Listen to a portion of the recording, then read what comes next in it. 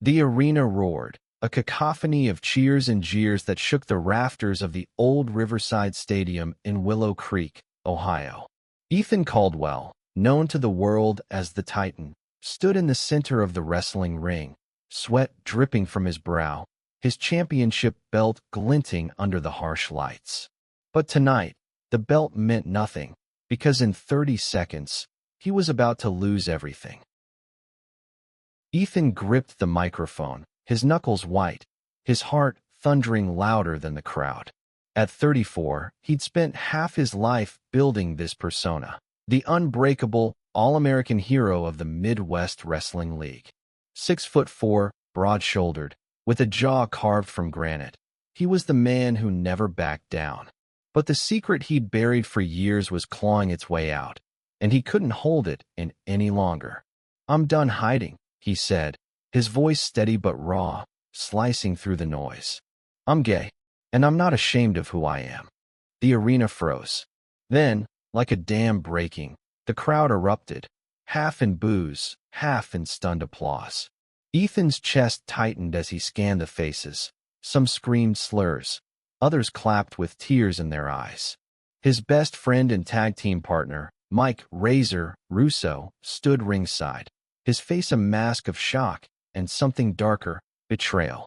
Ethan had crossed a line, and he knew it. In this small, conservative town, he'd just painted a target on his back. Backstage, the fallout was immediate. Promoter Vince Harlan, a grizzled man with a cigar perpetually clamped between his teeth, yanked Ethan into his office. "You think you can just torch my business like that?" Vince spat, slamming his fist on the desk. "Sponsors are pulling out. Fans are burning your merch. You're done, Caldwell." By morning, Ethan's contract was terminated, his endorsements vanished, and his face was scrubbed from the league's website. Friends stopped answering his calls. Mike, who'd shared a decade of battles and beers, texted one word: coward. Ethan retreated to his one-bedroom apartment on the edge of Willow Creek, a place that smelled of stale coffee and regret. The walls were bare except for a faded poster of his first championship win, a reminder of the life he'd lost. He scrolled through X, where hashtags like Titan Trader trended alongside vile messages. Freak. Disgrace. Go to hell. Each word was a punch, and Ethan, who'd taken real punches for a living, felt these land harder. He poured a glass of whiskey, then another, staring at the bottle as if it held answers. How had courage cost him everything? Across town, in a cramped duplex, 12-year-old Jamie Torres sat cross-legged on his bedroom floor, his laptop glowing with a replay of Ethan's speech. Jamie's curly hair fell into his eyes as he watched, rewinding the moment Ethan said, "I'm not ashamed." The words hit Jamie like a lifeline. He was a quiet kid, small for his age, with a secret of his own he hadn't dared whisper. At school, he dodged bullies who mocked his soft voice and love for art. At home, his single mom, Sophia, worked double shifts at the diner, leaving Jamie to navigate his fears alone.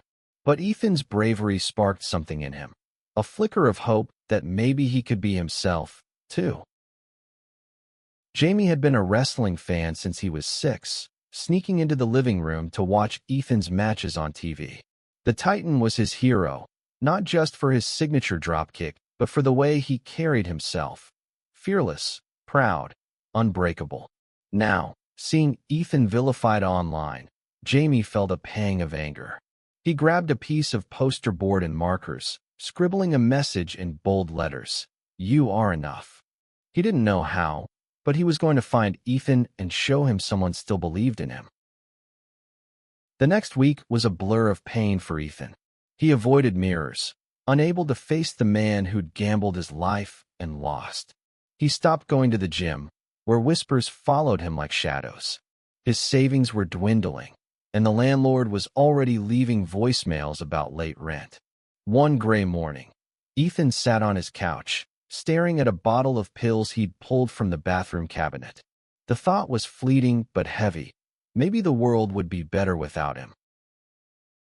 A knock at the door jolted him. He ignored it, but it came again, insistent.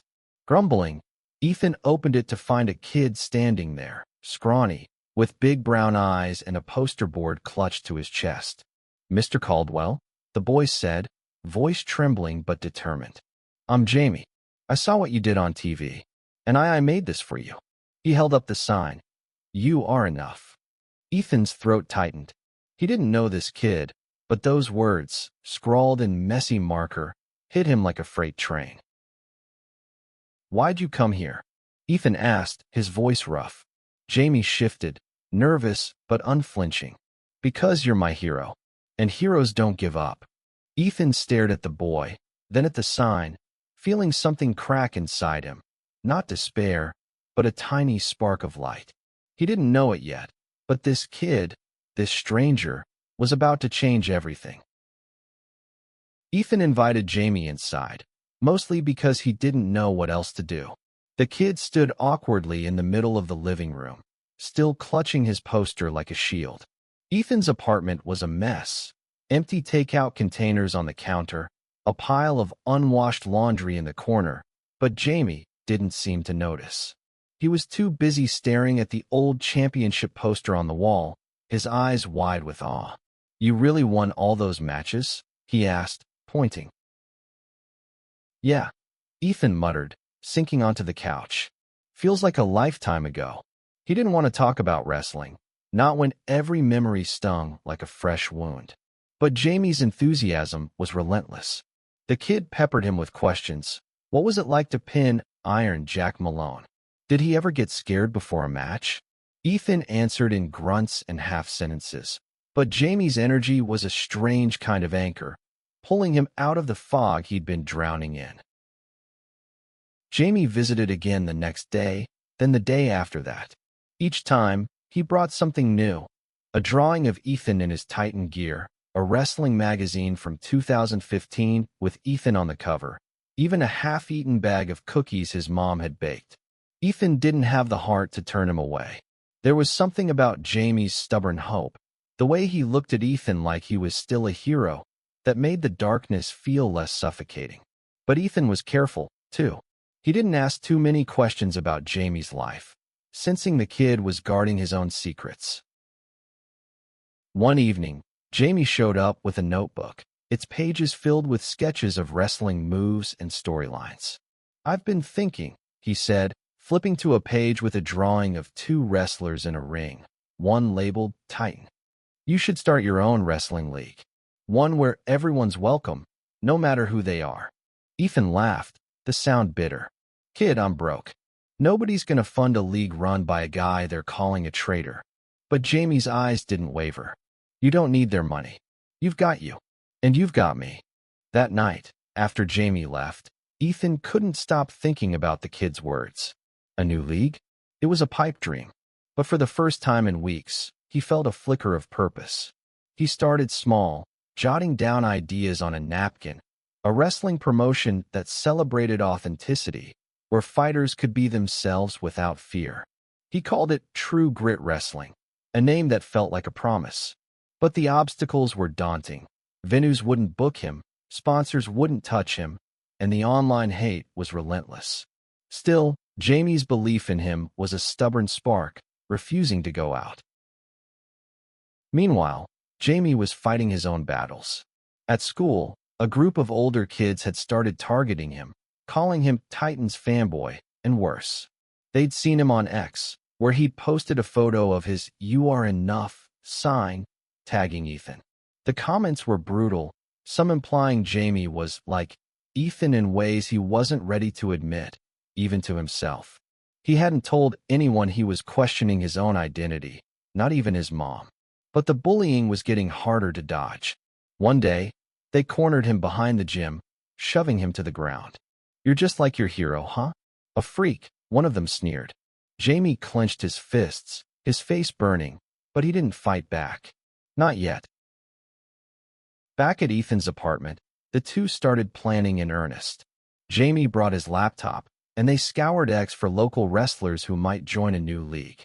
Ethan reached out to a few old contacts, like Lena Viper Cruz, a fierce Latina wrestler who'd been sidelined by the league for being too outspoken.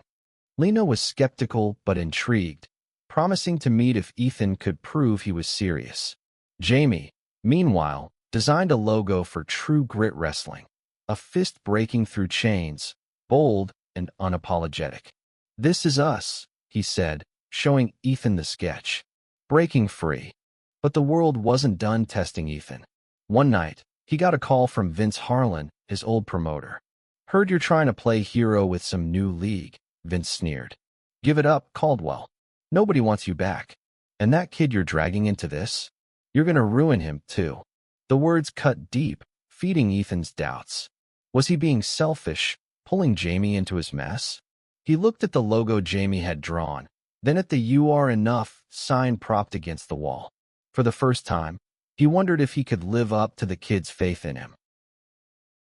The first True Grit Wrestling meeting took place in a dingy community center on the outskirts of Willow Creek. Ethan, Jamie, and Lena sat around a folding table, joined by two other wrestlers, Malik Blaze Carter, a black high-flyer who'd been blackballed for calling out the league's racism, and Casey Storm Gwynn, a non-binary wrestler tired of being misgendered by promoters. The group was small but electric, each carrying their own scars from a world that didn't want them as they were. Jamie, barely tall enough to see over the table, took notes like he was running the show. "We're not just a wrestling league," Ethan said, his voice finding its old Titan strength. "We're a statement. We're here to show the world that who you are doesn't make you less of a fighter." Lena nodded, her eyes sharp. "I'm in. But we need a venue, cash, and a way to shut up the haters."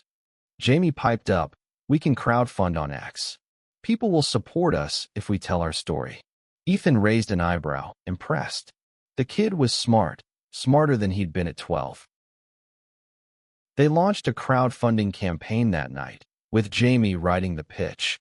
"True Grit Wrestling is for everyone who's ever been told they don't belong. Help us build a ring where authenticity wins." The campaign gained traction, fueled by ex-users who'd been moved by Ethan's coming-out moment and Jamie's relentless optimism. But for every supporter, there were 10 detractors. Trolls flooded the comments with hate, and a local news outlet ran a hit piece calling True Grit a publicity stunt. Ethan felt the weight of it all, but Jamie's stubborn grin kept him going. "We're not giving up," the kid said, and Ethan believed him. At school, Jamie's situation was worsening. The bullies had escalated, stealing his sketchbook and ripping up his True Grit logo. He came to Ethan's apartment one day with a split lip, his eyes red but defiant. "They think they can scare me," he said, voice shaking. "But I'm not like them. I think I'm like you, Ethan." The words hung in the air, fragile but heavy. Ethan froze, realizing what Jamie was saying. He knelt to the kid's level, his voice soft. "You don't have to figure it all out now, Jamie. But whatever you are, you're enough. You hear me?" Jamie nodded, tears spilling over, and for the first time, Ethan felt like more than a fallen hero. He felt like a protector. The True Grit team pushed forward, securing a rundown warehouse as their first venue. They painted the walls, set up a ring with borrowed equipment, and planned their debut show. Ethan trained with Lena, Malik, and Casey, rediscovering the fire he'd thought was gone. Jamie was there every step, designing posters and hyping the event on X. But the night before the show, disaster struck. The warehouse owner, pressured by angry locals, canceled their lease. "I can't have my business tied to whatever you're doing," he said, avoiding Ethan's eyes. The team was crushed, but Jamie refused to let it end there. "We'll find another way," he insisted, pulling out his laptop to search for new venues. That same night, Ethan got a message from Mike Russo. "Heard about your little circus," it read. "You're making a fool of yourself. Stop before you drag that kid down with you." Ethan's stomach twisted. Mike had been his brother in arms, the one person he thought would understand. The betrayal stung anew, but it also lit a fire in him. He wasn't doing this just for himself anymore. He was doing it for Jamie, for Lena, for Malik, for Casey, for everyone who'd been told they didn't belong. Jamie, meanwhile, was sneaking out to the library, researching local laws and zoning codes. He found a loophole. A public park could host community events without a lease. He pitched the idea to Ethan, his eyes blazing. "We'll have the show outside, under the stars. Let them try to stop us." Ethan looked at the kid, half his size but twice as fierce, and felt a surge of pride.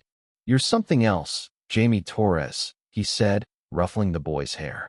For the first time in months, Ethan believed they might actually pull this off. The park was alive with chaos on the night of True Grit Wrestling's debut. A makeshift ring stood under a canopy of oaks, lit by borrowed floodlights and the glow of 100 phone screens. The crowd was a mix of curious locals, ex-supporters who'd driven from out of state, and hecklers waving signs that read, "No freaks allowed." Ethan stood backstage, if a roped-off patch of grass could be called backstage, his heart pounding. He hadn't wrestled since the night he came out, and the weight of this moment felt heavier than any championship belt. Jamie was everywhere, handing out flyers, cheering on the team, his "You Are Enough" sign propped against a tree. He'd convinced his mom, Sophia, to come, though she looked nervous, clutching her purse as she watched the crowd. "You sure about this, Mijo?" she'd asked Jamie that morning. "People can be cruel." Jamie had just smiled. "They can't stop us, Mom." Now, as Ethan laced up his boots, Jamie ran up, breathless. "You're gonna kill it, Titan. Show them who you are." The show began with Lena facing Malik in a high-energy opener that had the crowd roaring. Casey followed, their fluid moves defying every stereotype the hecklers shouted. Then it was Ethan's turn. He stepped into the ring to face a local indie wrestler, Bulldog Baxter, a hulking man who'd made no secret of his disdain for True Grit. The match was brutal, each slam and suplex a release of months of pain. Ethan fought not just for himself, but for Jamie, watching wide-eyed from the front row, and for every kid like him who needed a hero. The crowd was split, but as Ethan landed his signature Titan dropkick, a cheer rose that drowned out the boos. He pinned Baxter, and for a moment, the park felt like Riverside Stadium in its glory days. But the victory was short-lived. A group of hecklers rushed the ring, one throwing a bottle that narrowly missed Ethan's head. Security, 2 volunteers from the community center, struggled to hold them back. Jamie leapt to his feet, shouting, "Leave him alone." His voice cracked, but it carried, and a few supporters joined in, pushing the hecklers back. After the show, Ethan found Jamie sitting on a bench, his knees pulled to his chest. "You okay, kid?" Ethan asked, sitting beside him. Jamie nodded, but his eyes were wet. "They hate us," he whispered. "Why do they hate us?" Ethan's heart broke. He wanted to shield Jamie from the world's cruelty, but he knew he couldn't. Instead, he said, "They're scared, Jamie. Scared of what they don't understand. But you're braver than all of them." Jamie looked up, his face softening, and Ethan knew the kid was stronger than he realized. The next day, X buzzed with clips from the show. True Grit Wrestling trended, and donations poured into their crowdfunding campaign. A local gym owner offered her space for their next event, moved by Jamie's posts about the show. But the hate didn't stop. Ethan's apartment was vandalized, the word "freak" spray-painted across his door. He didn't tell Jamie, not wanting to dim the kid's light. But Sophia noticed the strain in Ethan's eyes when she dropped Jamie off for their next planning session. "You're good for him," she said quietly. "But be careful. He's got a big heart, and it breaks easy." Ethan nodded, feeling the weight of her words. He was starting to see Jamie as more than a fan or a sidekick, almost like family. But doubts gnawed at him. Was he leading Jamie into a fight he couldn't win? The question lingered as they prepared for their next show, this time in the gym, with a bigger crowd and higher stakes. Ethan trained harder, pushing his body to its limits, while Jamie worked on new posters and reached out to more wrestlers on X. They were building something real, but the world was watching, waiting for them to fall. The second True Grit show was a triumph and a reckoning. The gym was packed, the air electric with anticipation. Ethan, Lena, Malik, and Casey had spent weeks refining their matches, each one a story of resilience. Jamie had outdone himself, turning the gym into a spectacle with hand-painted banners and a playlist of anthems about freedom. Sophia was there, beaming with pride as Jamie ran the merchandise table, selling t-shirts with the True Grit logo. But Ethan felt a storm brewing. Mike Russo had texted again. "You're a joke, Caldwell. This ends tonight." As the main event approached, Ethan versus a new wrestler, Hammer Jones, a former league star. Ethan spotted Mike in the crowd, his face hard. The match was punishing, each blow a reminder of the life Ethan had lost. But he fought with a fire he hadn't felt in years, fueled by Jamie's cheers and the faces of the True Grit team.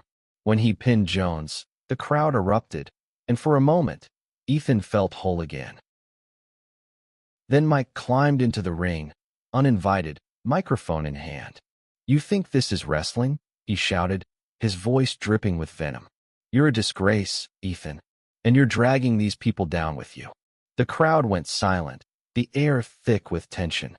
Ethan's fists clenched, but before he could respond, Jamie scrambled into the ring, his small frame dwarfed by Mike's bulk. "You're wrong," Jamie yelled, his voice shaking but fierce. "Ethan's a hero, and so are we." The crowd roared, some in support, some in anger. Mike sneered, but Jamie stood his ground, clutching his "you are enough" sign. Ethan stepped between them, his voice low but steady. "This isn't about you, Mike. It's about them." He gestured to the crowd, to Jamie, to the True Grit team. "We're building something bigger than your hate." Mike stormed out, but his words lingered, a reminder of the fight still ahead. After the show, Ethan and Jamie sat on the gym steps, the night air cool against their skin. Jamie was quiet, his earlier bravado replaced by something softer. "I told my mom," he said finally. "About me. About maybe being gay." Ethan's heart swelled. "What did she say?" Jamie smiled, small but real. "She said she loves me. Always will." Ethan pulled the kid into a hug, feeling tears prick his own eyes. "You're braver than I'll ever be, kid." True Grit Wrestling grew from there.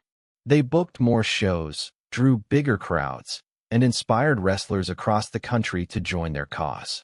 Ethan became a mentor, not just to Jamie but to others who'd been cast aside. The hate didn't vanish. X still buzzed with trolls, and some towns refused to host them. But the love was louder. Jamie, now 13, started an art club at school for kids like him, a safe space to be themselves. Sophia became True Grit's biggest cheerleader, baking cookies for every show.